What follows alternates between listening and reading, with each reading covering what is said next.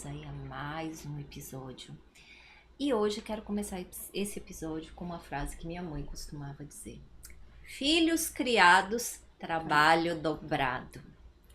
Acho que essa frase vale muito aí para quem convive, para quem tem filhos nesta fasezinha chamada adolescência.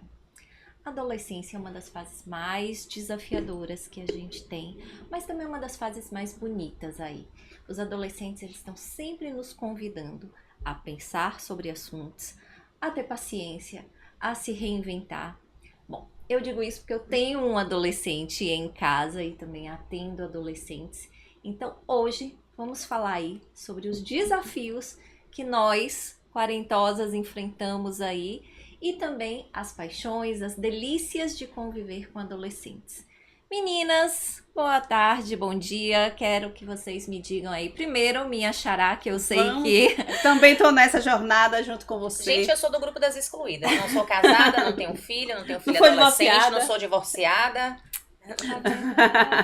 Mas você é boa mãe, boa amiga, boa namorada, boa tudo. Continuo aceitando pedidos de casamento.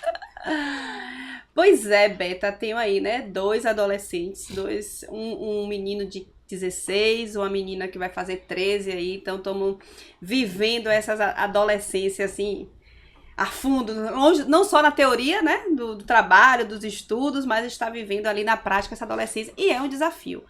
Eu acho que essa talvez seja a palavra que a gente mais use. Não tem ensaio. A gente não tem, assim, fases nenhuma tem ensaio, obviamente, né, da criança e tal. Mas a adolescência, ela sai muito do script. Porque é o imprevisto, é a vida real ali. Opa, acabou o teste, agora vamos aqui.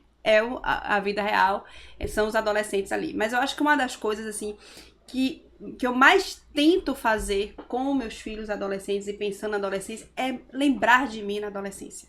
Porque eu acho que a gente chega um momento da vida que a gente meio que esquece que a gente passou na adolescência. As dores e delícias que a gente viveu na adolescência. Claro que a minha adolescência não é igual a deles, o contexto é outro, a situação é outra, mas muitas das angústias que eu vejo eles vivendo hoje, eu vivi. E é como se eu tivesse esquecido disso. Como se eu tivesse esquecido como é chato quando minha mãe dizia: você não é todo mundo e você não vai, sabe? Então, é horrível dizer. E aí eu digo, não vai, e dar o limite e permitir. Eu acho que talvez minha grande momento agora, e recordando da minha adolescência, é que hoje eu consigo permitir mais aos meus filhos que eles fiquem chateados. Eles têm o direito de ficar chateados. Tem o direito de ficar chateado. E não morre por causa disso, não. Exatamente. Ninguém fica frustrado, fica traumatizado. E aí eu acho que entra outra coisa. E vocês podem falar, a Beta pode falar disso também tecnicamente, porque a dificuldade que hoje se tem em dar limite com receio de como o adolescente vai se sentir por conta desse limite. Ou como a criança, se a gente for pensar antes mesmo, né? Vai ter não, e é isso aí, é sobre isso. Ou então vai ter que fazer a tarefa de casa. Tem que lavar prato, tem que tirar a roupa da máquina. A reclamação é livre, pode reclamar. Tá tudo certo, o balcão de queixa tá aberto. Tá aberto, pode ir lá, vai reclamar. Vamos reclamar, vai lavar o prato, reclama. Só não quebre, mas pode fazer reclamando, tem o direito da queixa, né? Então, eu acho que a gente entende, porque a gente quer que os adolescentes, eles sigam a normazinha, que eles regulem emocionalmente, coisa que a gente não consegue, a gente quer que eles façam. A gente adulto, né? Não tá fazendo e quer que eles façam. Então, assim, é um desafio realmente, mas, como você disse, a dor e a delícia de lidar e trabalhar e ser mãe de adolescentes. Bom, eu acho que eu fui uma ótima adolescente, né? Vocês podem perguntar à minha mãe, acho que ela vai fazer poucas queixas. Por que você não foi boa, filha? Porque é curiosa. Mas é que assim, eu também faço essa referência a voltar na minha adolescência, até de amigas próximas, mas a gente só precisa ter um cuidado. É que quando eu volto, até pra dar um exemplo, na clínica para os adolescentes que eu atendo, não é dizendo assim, é porque na minha época, eu odeio essa coisa do na minha época. Só é porque agora, eu falo assim, quando eu tinha 14 anos, eu também me sentia insegura. Isso. Quando eu tinha 14 anos, eu falo pra todos os adolescentes, eu não gostava de estudar. Eu não vou bancar psicólogo. Mas você tem que estudar, né? Não, eu digo, eu detestava estudar. Sim. Agora, assim, eu tinha que tirar nota de passar. Isso não era negociável. Então, você pode continuar não gostando de estudar, mas estude. Sim. Né? Se queixe, que tem que fazer, mas estude. Isso. E aí eu acho que é você não ter o cuidado de frustrar, porque a frustração ajuda a fortalecer e entender que a vida é real. Eu Sim. vejo que hoje em dia a gente tem uma geração de pais que cada um educa seu filho como quer, mas a gente vê depois os resultados disso, né? Em séries, em novelas, nos índices de autolesão, de automutilação, de depressão, de ansiedade, é que essa intolerância à frustração e a gente não querer arranhar o adolescente, eles ficam despreparados para a vida adulta. Sim. E a adolescência é a transição entre a infância e a vida adulta. Então você chegará na vida adulta. E se a gente não acompanhar e não preparar, eles vão chegar extremamente frágeis, extremamente adoecidos e, sobretudo, não sendo adultos funcionais. Podendo, por exemplo, ir para a faculdade, lidar com as coisas da faculdade, buscar a coordenação, questionar a nota, saber fazer trabalho em grupo. Você imagina um pai e uma mãe chegando na faculdade dizendo: você pode botar meu filho no grupo, que ele está sem grupo para fazer o trabalho da faculdade? Não é para ser assim. Então isso depende muito de como E tem, vem né, antes. Lu? Não é para ser assim, mas é baseado em fatos Infelizmente, reais. a gente vê isso. Isso é muito difícil. Então, assim, a adolescência, eu acho que ela é um mundo. Eu gosto de atender adolescente, né? A gente sabe que não são todos os profissionais que atendem criança e adolescente. Eu gosto. Primeiro porque eu gosto de família e é um desafio a gente conversar com essas famílias e tentar fazer o que a gente faz na clínica com adolescente, mediação entre eles e família e escola, né? Vamos tentar arrumar a casa e aí a gente precisa dar espaço para eles falarem, né? Muitas vezes a gente vai fazer o quê? Invalidar. Você não sabe de nada. Quando você ficar maior, você vai saber. Que coisa mais chata. Você acabou de fechar a porta para o diálogo. Se você em casa está dizendo isso para o seu adolescente, saiba que você acabou de fechar a porta para o diálogo. Exato. Só que ele fechou o diálogo para você. Ele pode estar abrindo o diálogo para outros espaços não seguros. E assim, né, Luiz, que você tá trazendo, né, que a gente fala para adolescente, e outra coisa que eu acho assim muito complicada é que assim, você não faz nada, só estudar. Gente, Estudar é trabalhar. não é só. Até porque eles estudam hoje em dia muito mais do que a gente estudava. E além do estudo, todas as questões emocionais que estão ali, um turbilhão, que a gente tá dizendo que não é nada. E é muito aquilo ali, né? E não é fácil, claro que não é fácil. Quando você lida com isso, quando você é mãe, quando você é tia, quando você você tem que estar emocionalmente envolvida naquilo ali, você se distanciar é difícil, Sim. né? Não é?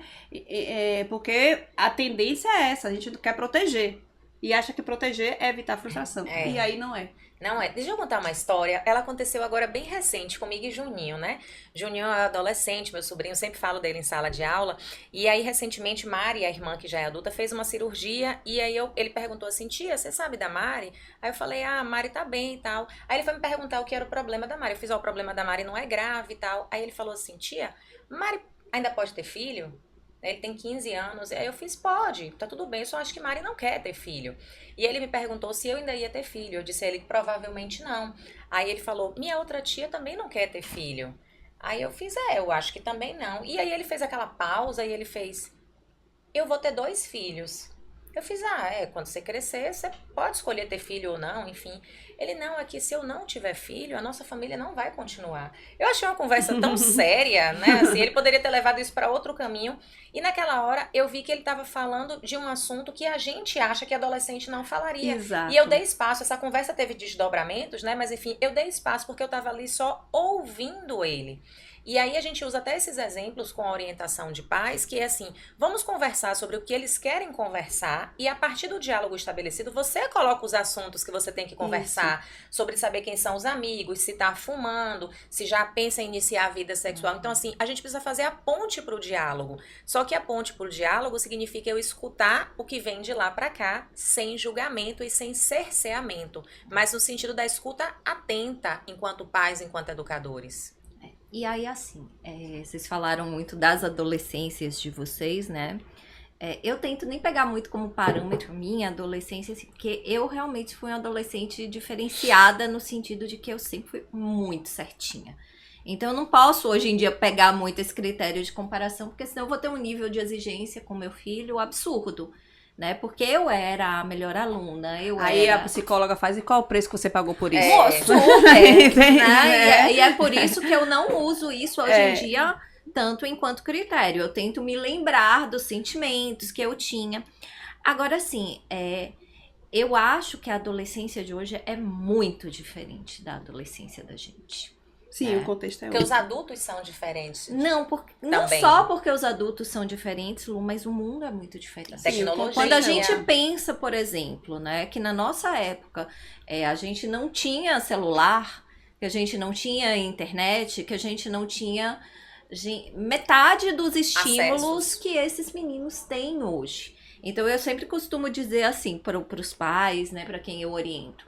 Olha, seu filho, se a gente fosse pensar num modelo aí de computador, seu filho, ele tem um HD quase infinito, porque hoje o acesso à informação, né, ele é infinito.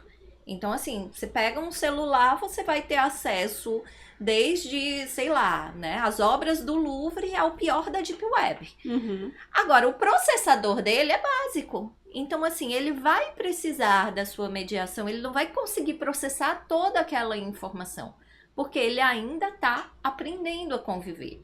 E isso é muito legal, mas isso é muito perigoso também. Porque hoje a gente tem um nível de acesso à informação que é ilimitado, que nós não tínhamos, né?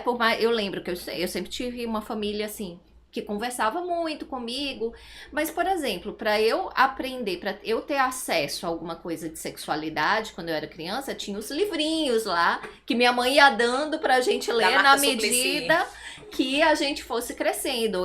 A gente tinha as revistas, mas eu precisava que um adulto fosse lá comprar, ou eu, né, ir escondido e comprar. Hoje não, gente.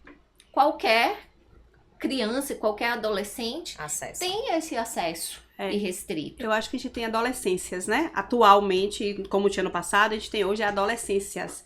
E adultos gerenciando ou tentando gerenciar essa adolescência. Porque você está trazendo, claro que a gente fala aqui um pouco do nosso lugar de experiência, da minha adolescência, da de vocês, mas talvez o que a gente busca e o que eu busco, de maneira geral, é ter o acesso ao adolescente. Coisa que, na minha experiência pessoal, eu não se tinha esse acesso. Porque era manda quem pode, obedece quem tinha juízo. Eu sempre fui um adolescente também...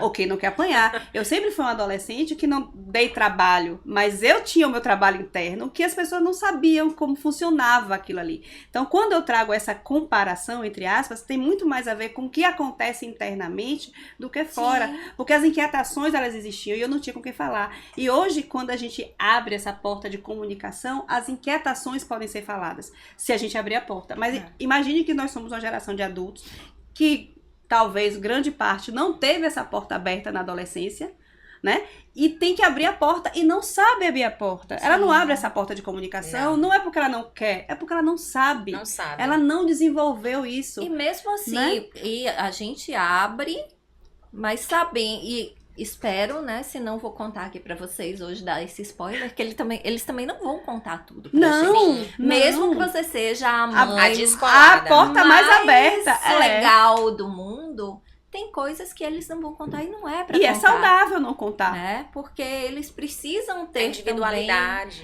Essa outra parte. Isso era uma coisa que às vezes eu ficava muito assim, porque eu sempre quis, até porque eu tive uma mãe, né, que dividia muito assim. Meu projeto de vida era ser a mãe capricho, eu falo, né? Essa mãe que conversava sobre tudo, a mãe que os colegas confiavam, a tia que todo mundo gostava, a tia legal. E acho que até sou assim, né? Mas em algum momento, meu filho teve que dar alguns limites. Mãe, isso aqui é só meu, eu não vou te falar, né? Ou isso aqui, ó, para, você já tá entrando num ponto que já tá uma semana, né?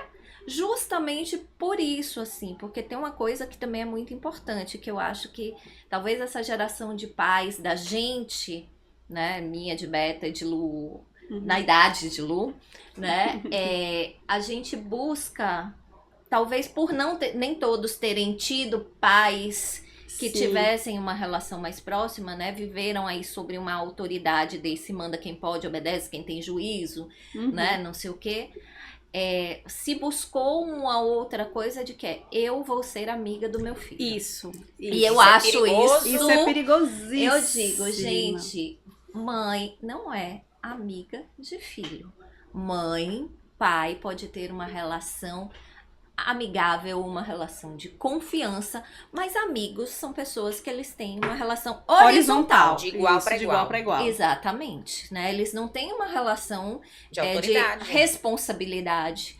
Então, assim, eu sempre dou o exemplo. Você quer que seu filho conte pra você, sei lá, se ele transou. Você não vai contar pro seu filho que você transou na E noite como passada. transou. Sim. Né? As posições, o que gostaria. Isso a gente fala pra amiga. Exatamente. Então, assim, não dá pra ser amigo de filho. Isso é muito perigoso, muito perigoso. E a gente ouve muito na clínica, né? Sim. Assim, eu sou amiga do meu filho, eu sei de tudo. Aí eu sempre explico que não é esse tudo. E às vezes a gente vê uma interrogação assim, então eu tava fazendo errado? Não. Talvez você imaginou uma coisa, porque enquanto a gente não sabe, a gente tem que aprender. Exato. E a orientação educacional, a orientação psicológica, ela serve para isso, né? Hoje muitas escolas têm serviço de orientação, né? Inclusive as escolas públicas, que antigamente isso era completamente inacessível. O fato da gente ter redes sociais, então tem muitos canais que ajudam a orientar, mas aí, de novo, a gente enquanto adulto precisa fazer a seleção desses canais, inclusive, que a gente acessa e monitorar o que as nossas crianças e adolescentes acessam através também das mídias sociais. Às vezes eu escuto alguns adultos falarem assim, Lu, mas é que eu respeito a privacidade dele. Mas ele não precisa ter privacidade nesse momento. Eu preciso educar ele para que quando ele seja adulto, ele saiba o que é privacidade e brigar pela privacidade dele. Nesse momento, você precisa vigiar. E vigiar não significa que eu estou caçando algo. Quando eu vigio, eu estou acompanhando. Atenta. Ele está em vigilância do comportamento dele, do que ele fala, do que ele acessa, qual amiguinho que ele sai. Eu não posso ter um adolescente que sai de casa sábado 3 horas da tarde e domingo 5 horas da tarde. Ele não deu notícia para o pai, para a mãe, para a irmã, para ninguém da família. E o outro ponto, Lu, quando a gente está falando de adolescência, a gente está falando de uma adolescência que começa, sei lá, aos 12 anos de idade, ou até antes, né? Até eu devo antes, dizer a vocês, assim, até lá pra antes, 9, 10 né? anos já E tá. vai, e 20 e prolonga. tantos. Então, assim, a relação que eu vou construindo com os adolescentes, são pessoas, elas também têm a ver com isso. O que é um adolescente de 10, 12 Sim. anos, o que é um de 16, o que é um de 17. Que é esperado para... Exatamente. O que é que eu espero do adolescente? Então não dá pra pensar que o meu adolescente, o meu filho, ou minha filha, eles vão ser o mesmo desde quando eles começaram a adolescência e nesse caminho. Porque outras relações vão acontecendo. Eu não posso querer conversar com meu filho, com minha filha, da mesma maneira quando eu conversava com eles quando eles tinham 10 anos, 12 anos. E às vezes a gente faz isso. Não, mas sim, mas o que dava certo lá não vai dar mais agora. E a gente precisa também... Mudou de ideia, até porque eles mudam muito de ideia. Mudam de ideia. E a gente tá falando, né, da gente deixar esse caminho de comunicação e esperar que a deles estejam aberta. A janelinha aberta. Na hora que a janela abre, meu amor, você tem que estar lá. Pode perder a Não oportunidade. pode perder a E oportunidade. eu acho que aí tem um luto também, né, da criança que a gente Isso. perdeu ali. Porque o adolescente é massa e eu gosto muito de Eu adolescente. Mas assim, gente, o meu filho quando era criança era muito mais legal em E muitas mais coisas. fácil, né?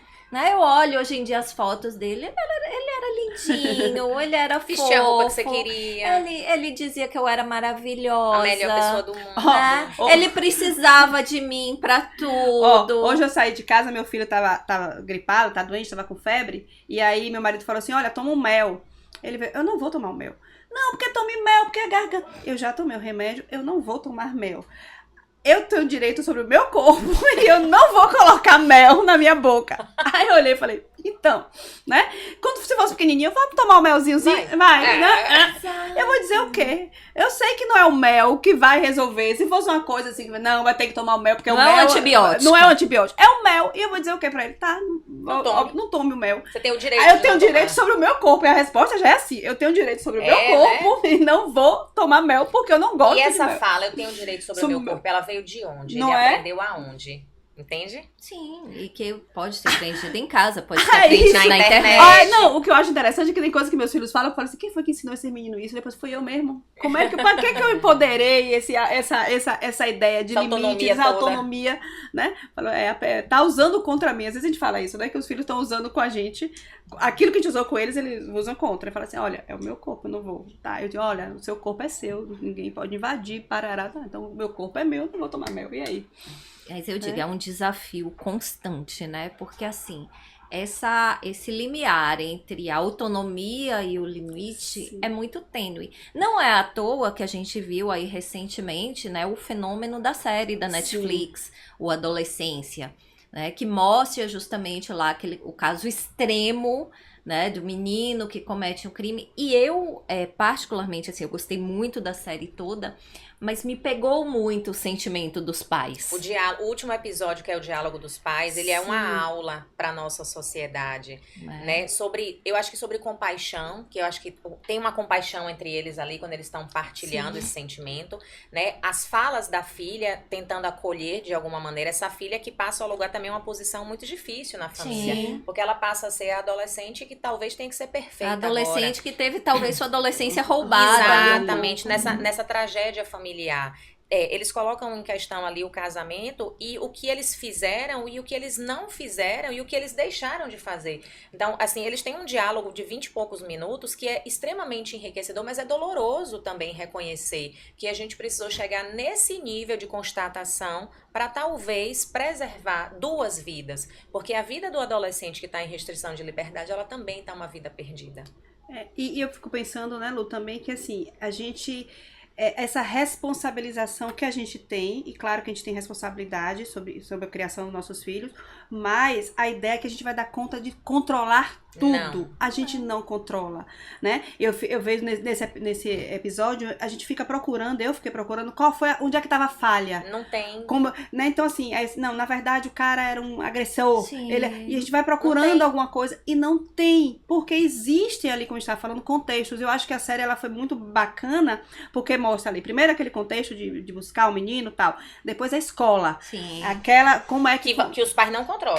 que os pais não controlam, que tá ali, Né? né? Aí vai pro menino, que era um menino, que a gente vai, então tem alguma questão patológica ali, Não tenta tem. achar, não tem, vai naquele atendimento psicológico ali. E aí a família. Aí você vê que a gente não tem o controle total que a gente gostaria de ter, que eu acho que é isso, quando é criança, que é mais fofinho, mais bonitinho, a gente tem uma impressão que a gente tem um controle maior. Bota no colo. Bota né? no colo, né? Eu acho que quando a gente, quem engravida, né, quem tem filhos biológicos, quando você tira da barriga já é um baque, porque fala assim, e agora? Porque antes na minha barriga, pra onde eu vou, vai comigo. Você já tem um luto ali de perder aquele. Quando vai crescendo, você vai tendo que cortar esse cordão. E você vai vendo que não depende só de você.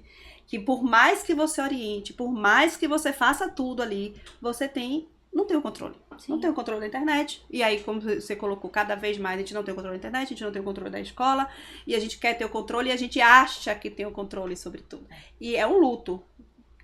Entender que a gente não tem o controle sobre tudo. E eu acho que principalmente para nós mulheres, né, as mães, Sim. isso é muito forte, assim. Eu me lembro que Vinícius hoje em dia mora com o pai, né, meu filho, e ele aos 14 anos, ele escolheu, ele chegou para mim e falou, ó, eu agora, né, morei 14 anos com você, quero experimentar morar com meu pai. E no começo, assim, eu fiquei arrasada. Eu lembro que você falou disso. Sofrida. Arrasada. E a primeira coisa Foi que que eu fiz de você errado, tá pensa me exatamente é assim, abandonando. onde foi que eu errei? Né? O que eu fiz de errado? Onde foi que eu falhei nisso pra ele? E a sensação do abandono, né? Ele está me abandonando. E assim, demorou um tempo pra eu perceber que não, ele tinha um pai também, né? Ele tinha convivido ali da época que eu me separei, 12 anos, quase que exclusivamente comigo e com a minha família, e ele queria conhecer um outro ambiente e estar nesse outro ambiente, e que eu continuaria fazendo parte da vida dele, né, mas de uma forma diferente. Troca as visitas agora, né? Exatamente. E hoje, né, eu vejo, agora ele já está na iminência de voltar, e eu já tô numa nova crise com isso, porque eu também Como me assim acostumei. vai voltar agora? Me acostumei a morar sozinha, né? E ano que vem ele vai voltar, porque vai acabar a escola, ele vai vir fazer faculdade. Mas foi muito bom esse período também pra gente ressignificar essa relação, sabe? Até colocar as coisas no lugar, assim, de qual era agora o meu papel de uma mãe de um adolescente. Sim. Porque até os 14 anos eu ainda queria ser a mãe de um menino, né? Eu chamava meu bebezão já tinha 1,80 m, né? E entender isso e entender que assim, que eu vou influenciar algumas escolhas dele, mas as escolhas dele são dele. E o que eu posso dar é o aparato para que ele se responsabilize pelas escolhas dele, né? Que é, no fim das contas, aquilo que a gente pode fazer. Que acho que até a série mostra um pouco isso, né? Aquele pai, no último momento que ele fica ali, o que ele podia fazer. E no fim das contas, a gente não sabe, talvez não houvesse nada, que eles pudessem fazer, né? Porque tinham contextos ali muito mais amplos, tinha, né, um machismo estrutural ali muito mais amplos e vai ter, né? Nossos filhos, talvez o grande desafio que a gente tenha é preparar nossos filhos para um mundo que nós mesmos não conhecemos. Sim. E que de alguma maneira a gente tem estrutura para lidar com esse não conhecido, porque essas violências, o machismo, né, a questão do preconceito, a orientação de gênero, ela atravessa o tempo todo a nossa vida, e da mesma maneira que ela nos atravessa, ela atravessa adolescentes. Qual é a diferença? Sim. A gente tem alguma estrutura cognitiva e talvez mais uma noção de responsabilidade até para lidar com a consequência e estrutura que eles não têm quando as consequências não são legais. Então, quando a gente consegue ter uma criação de diálogo em família, que desde a infância e a adolescência o diálogo é plantado, né? Eu tenho, a porta tá acessível, eu abri uma janelinha e eu vou aos poucos, cercando. Não adianta você fazer uma pergunta direta, a pergunta tem que ser por aqui, fazendo uma volta. Eu vou plantando nessa criação, né? E nos 12, 13, 14, 15 anos, o acesso. Para que, inclusive, num momento dele de vulnerabilidade, de desespero, do como é que eu vou me vingar dela? Que antes dessa impulsividade venha, eu tenho para onde voltar. Sim. Eu tenho para quem de me desesperar. Eu tenho, né? E aquela família possa estar atenta a algum comportamento. Então, assim, o diálogo ele precisa ser plantado, né? Eu ainda acredito muito no diálogo familiar. E aí a gente vai precisar trabalhar muito nós, adultos, que somos aí pais, tios, educadores, sim, inclusive a escola. Só que se a gente leva para a escola, a gente está dentro de um contexto institucional. Regras precisam ser seguidas, né? E às vezes os professores, eles não têm necessariamente essa liberdade, porque tem uma série de conteúdos institucionais ali para cumprir o tal do Enem. E a gente perde a coisa da socialização. E a socialização, ela acontece por onde? É pelo diálogo. Pelo diálogo. Mas aí eu tenho muito conteúdo na escola, eu tenho pouco tempo porque eu trabalho muito, e aí essa adolescência, ela não vai sendo dialogada mediada por nós adultos. Eles vão conversando entre eles, que são pares, que são iguais, e que vão ter limitações para lidar com isso. É isso, né? Eu acho que, finalizando aí, que o diálogo talvez seja a chave. E, ao mesmo tempo, a gente já falou aqui em outro episódio o quanto é difícil pra gente dialogar. Se a gente adulto, nós adultos, estamos tendo dificuldade em dialogar, seja no relacionamento, seja no trabalho, seja na amizade, como é que a gente quer ensinar os nossos adolescentes a dialogarem? Se a gente não consegue lidar com o diferente, a gente quer ouvir o igual. Então, eu quero que o meu filho pense igual a mim e não vai pensar. E não vai, ele está em outro contexto, é uma outra história, é um outro momento, e está aberto ao diálogo talvez seja o nosso grande desafio. Para com os nossos pares adultos e para com nossos filhos adolescentes. Exatamente. E a gente quer continuar dialogando com vocês sobre esse e todos os outros assuntos, tá? E assim, gente, não tem receita de bolo, né? Eu e Beta, que temos aí os nossos, criamos da melhor maneira que podemos e é isso que a gente dá conta de fazer. Sempre tá buscando a via do amor, do carinho, do diálogo, do limite também, que é importante, tá? Mas vamos continuar esse assunto aí lá nas redes sociais. Aguardo vocês. Beijos, meninas. Beijos, até gente. a próxima. Tchau, tchau. Até a próxima.